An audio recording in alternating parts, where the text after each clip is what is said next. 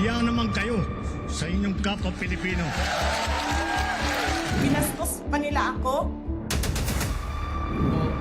What is the law and what Pakinggan ng proceeds of the illegal drug trade ng Duterte. The law enforcement, the highest law enforcement official being head of PNP. Yeah. Hiding this scoundrel, this fugitive.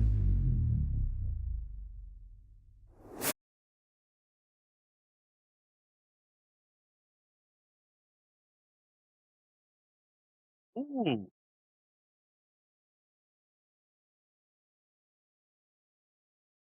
Mm. Mm.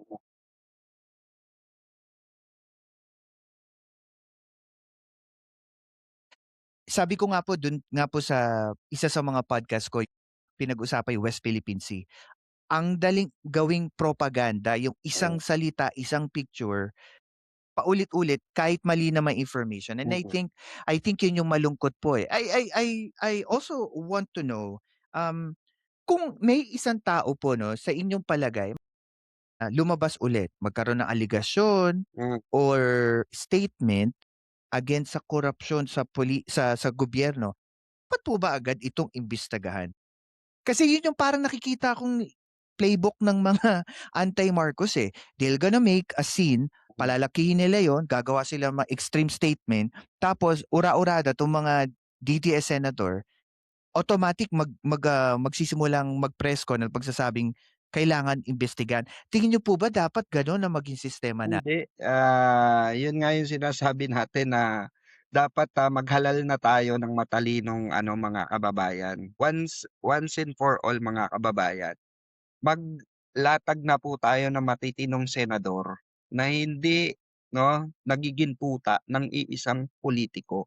Kasi itong mga ito kaya sila tinawag na DDS senator kasi pare-parehas silang agenda, Mm. pare-parehas sila ng sinasamba, iisa lang, which is ang Duterte family lang.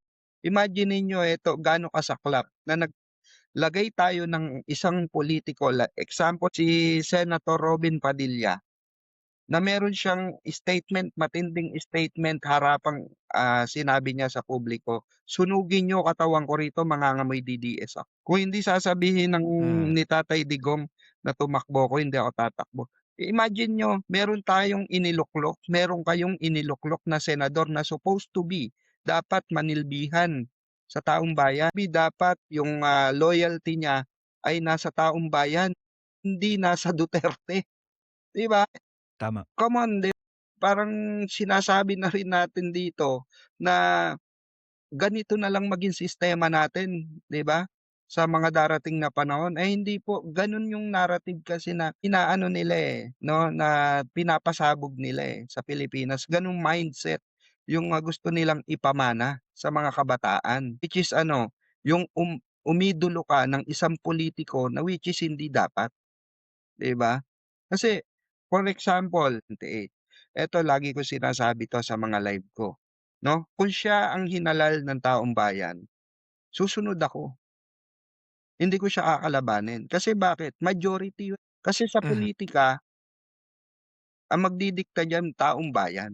Kasi yang presidente na yan, maninilbihan yan sa taong bayan sa Pilipinas. Kung talagang merong mali ang isang presidente or vice presidente, dapat talaga nilang harapin yan. Kahit ako sinasabi ko yan, kung meron Yeah. talagang nagawang mali ating mahal na pangulo, kailangan niyan sagutin yan. Which is ng ating mahal na pangulo, kung meron akong nagawang mali, kaya kong harapin. Haharapin ko yan, kaya nga Mhm. pinapauwi niya si Saldi ko.